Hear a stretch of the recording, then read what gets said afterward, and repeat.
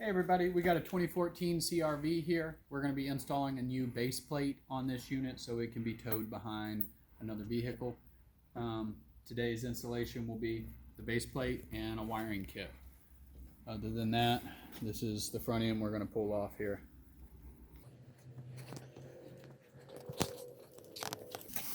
This is our base plate here, and this is a blue Ox setup. This is our wiring kit. What this wiring kit enables us to do is not actually have to cut into the vehicle's wiring, but just plug and play. We'll show you as we go, but it's just all connectors that hook into the vehicle. There's your base plate number. This is, every vehicle is different, so make sure you check the base plate thing on Blue Ox or Roadmaster, depending upon what type of tow bar you already have. If you don't have a tow bar, then you can kind of pick whatever. So check it out one last time before we start taking it apart and what it looks like, and follow along. All right, Brad's reading the directions here, getting himself acquainted with what we're going to be doing. I'll give you 2 pro tips.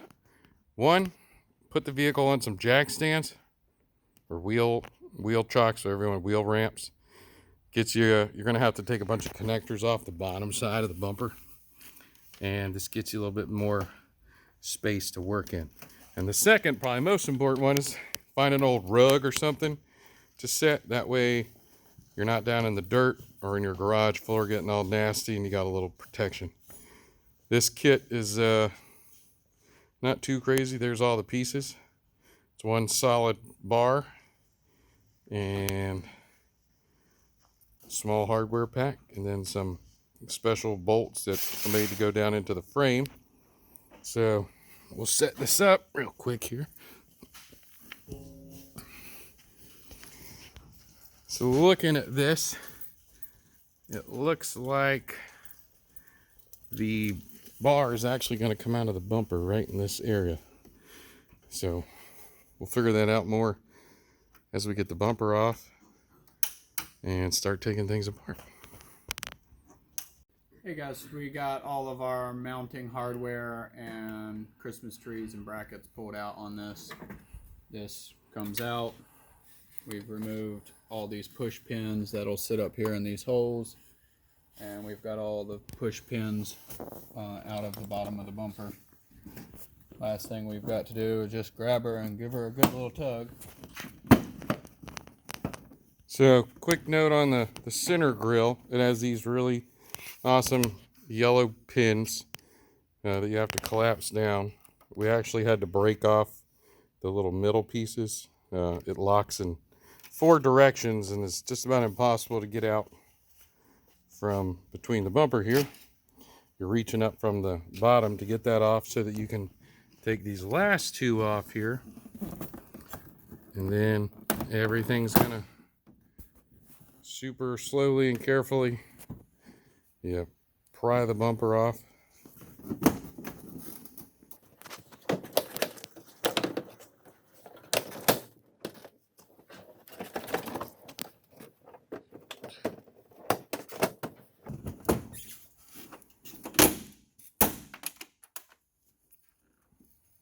And we'll disconnect the lights. You do end up usually having a piece or 2 break loose here. It's plastic and it's brittle. You can push it all back together and it'll still lock into place. So be ready for something like that to happen. Let's see if we can.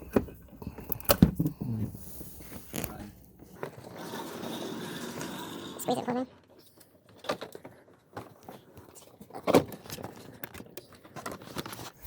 All right. Now we got the bumper off. Most of the parts still in place. Now you got the skeleton showing.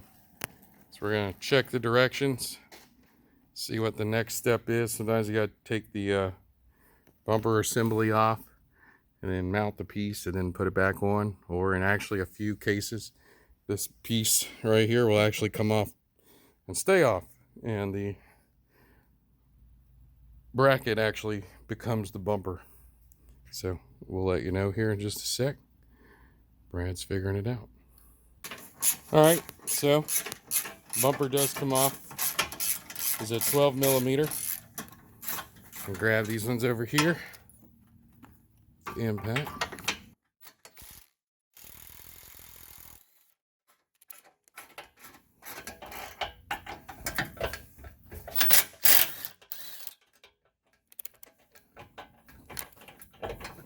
Look at that, nice little hole.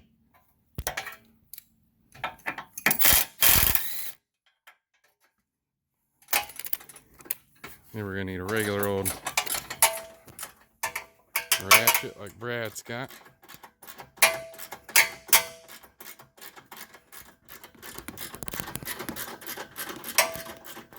We also already went ahead, disconnected all the little trees, the ambient temperature sensor, and the fog light wiring harness connects to the bumper in that spot. That spot down at the bottom. We're gonna need something, probably a ratcheting wrench there. Looks like the intake pieces. Let's see if we can get it. So we'll grab a wrench, get that taken off. You also got to disconnect the air deflector piece on both sides here. Those got to pop off as well. Let's see, there's four bolts got to come off on each side of the bumper.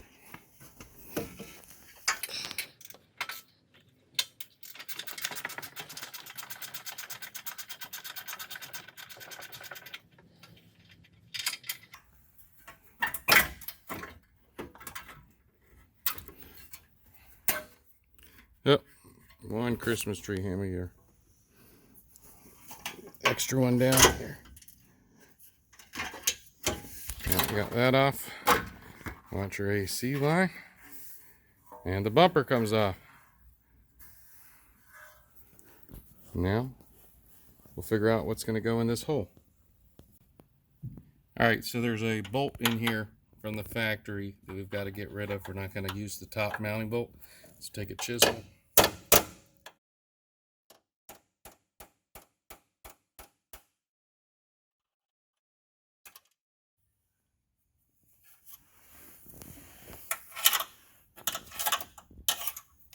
Got that one out.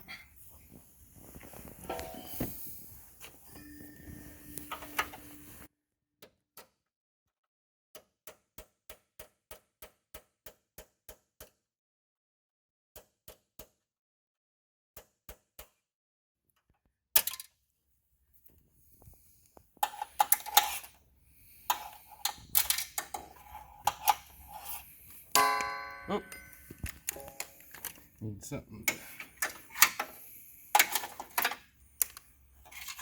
Fish it out. And now that goes in. We're going to make a modification to the air dam piece here. Cut a little section of the plastic off.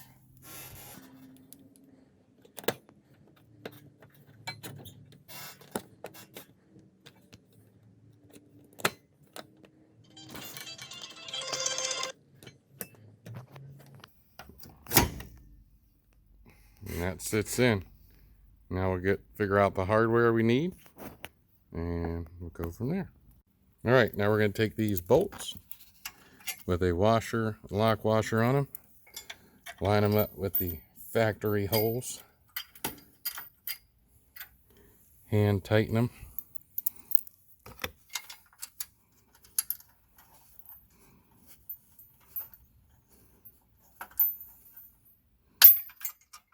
All right, so we got these 3 bolts finger tight to help kind of get this in line.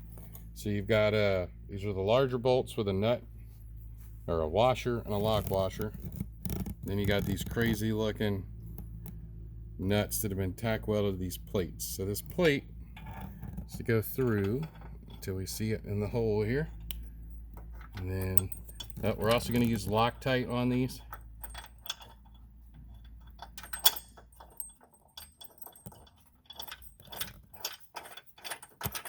We'll get these started. You got one on the side, and then there's another one come in from the... All right, so go ahead and get these both tightened down. And now we're going to do the same thing on the other side. Over here, Mr. Brad. What do these do? These will break off. They're literally just a little wire that's welded on there. And we'll just keep kind of... just to get you access in there so you're not trying to stick a finger and trying to create this. They already do all the work for you. So we'll break them off, hit them with the hammer, and they'll should just maybe pop right off.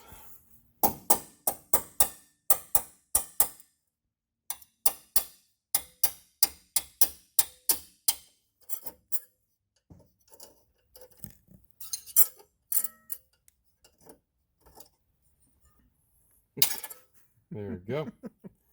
So it looks like the easiest thing to do is put a little bend in it and then give it a twist. All right, so the next step, we've got all these bolts tightened down. We went back and retightened the smaller ones. Put this permanent safety cable on. So what it does is it's routed down here kind of around the frame, comes up here, and then we hook it on to these mounts that the base plate came with.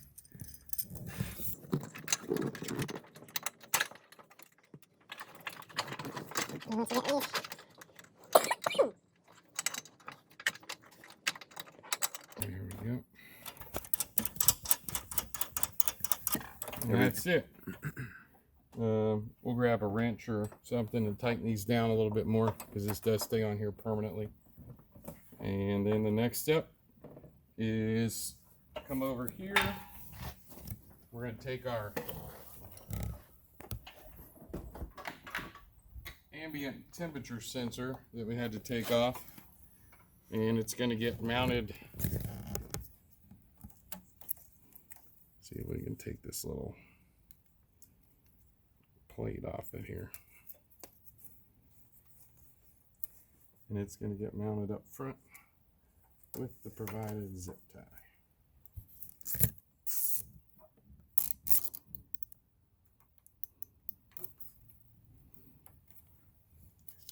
We'll give that a little bit of a trim.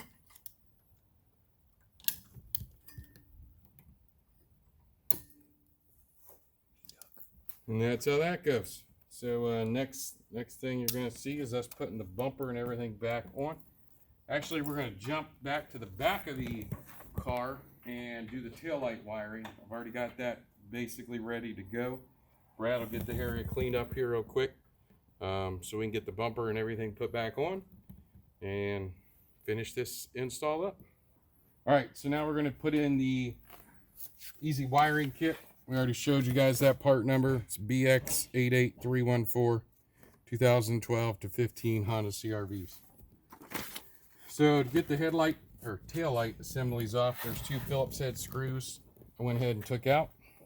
I'm going to pull the light assembly off, and then we disconnect the top light, which is the red brake light, because that's what we're going to do. That comes off. Now we're going to rest this one way. Now we're going to get the kit, and basically the way the kit works, there's a male and a female in. Female end goes here where we took the other one off, and the male end goes into the light socket. All right, the next step of this is to mount the little control module diode set. It says it came with some double-sided tape. I didn't get any in our kit, so we keep that around the shop, and went ahead and stuck that on there. So we'll peel this off and try to find a spot right down below here, and we'll stick it on. All right, now the fun part. We've got to run the wires that go all the way up to the front, and then our wiring harness that's going to go over to the other tail light down underneath here, under the bumper and over. We just use fiberglass little rods. Bought these at Harbor Freight. They work great for doing stuff like this. You'll see I already got one set up on the other side to run the lights back up.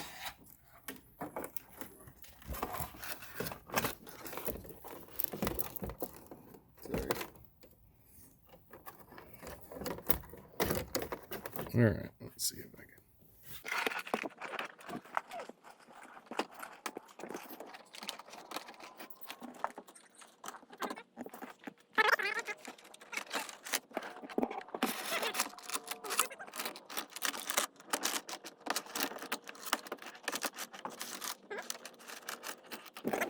All right, so we got it all here. Now I am trying to avoid having to take this rear splash guard out. So I'm going to try to pull the wires around it, and then we'll get them over to the other side and run them up. So put the tail light back. Oh, this side's ready to go. Make sure everything's good and out of the way.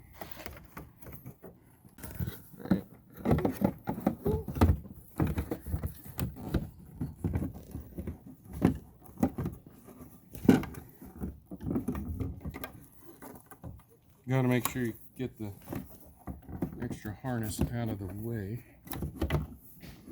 Get everything lined back up. Look back in. We'll grab our 2 screws.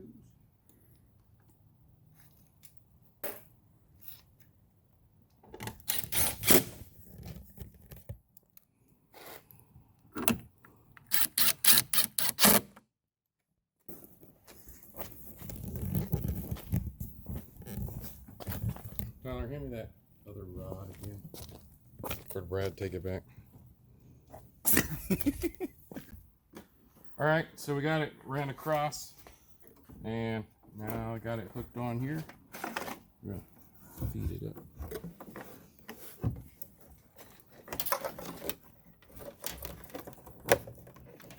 So probably not going to be a ton of extra play here. But there's enough. So once again, disconnect the 3 wires.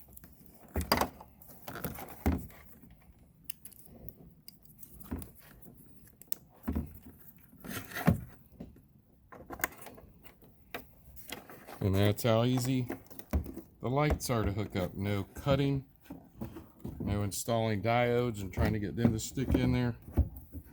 Just plug and play. Put these 2 screws in.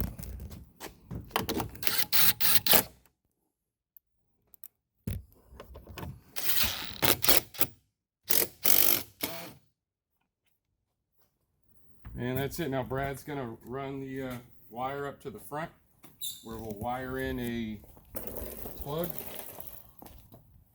and that'll be it. Does that go to the front sensor? That's gonna go to the actual 7-way to a 5-way plug, depends upon what the customer already has and what else they're putting in here.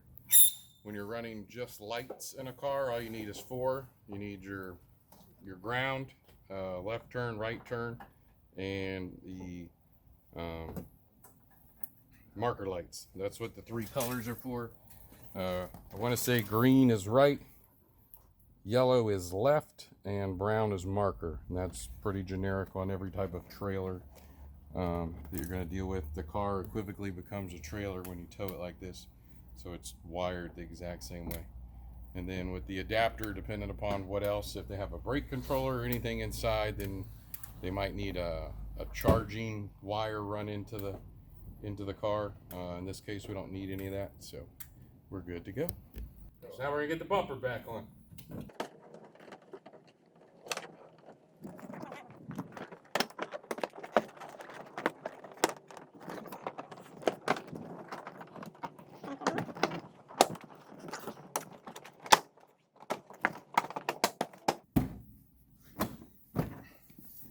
All right, and we'll have to put all the other connectors back together.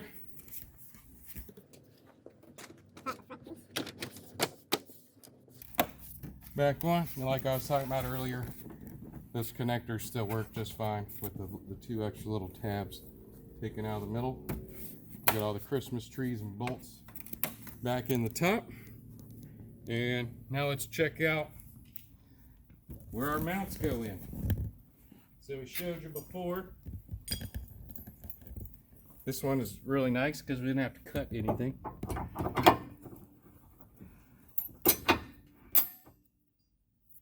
And that one goes in like that.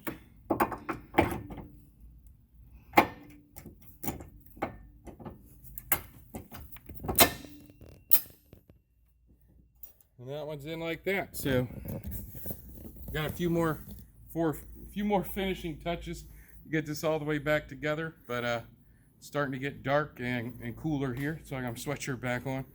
But that's pretty much, you can see with this particular base plate, there's no cutting or modification of the bumpers like you might have seen in some of our previous videos. And it's already got the mount right here where we will install the 5-pin connector. We'll cut this off and we'll wire in a different type of trailer wire thing, and that'll be it. So I hope you guys enjoyed this video, and we had a lot of fun doing this. Didn't take too long. I want to say start to finish for about 3 hours on this installation, maybe a little bit less. So it's definitely something you could do in an afternoon in your garage with pretty basic tools. Or if you don't want to do that, you can give us a call and we'll be happy to install it for you. And we can also get you hooked up with all the rest of the components, the tow bar and braking systems. We've done a few braking systems. We've got another video with those coming up. So like, follow, and subscribe. Thanks.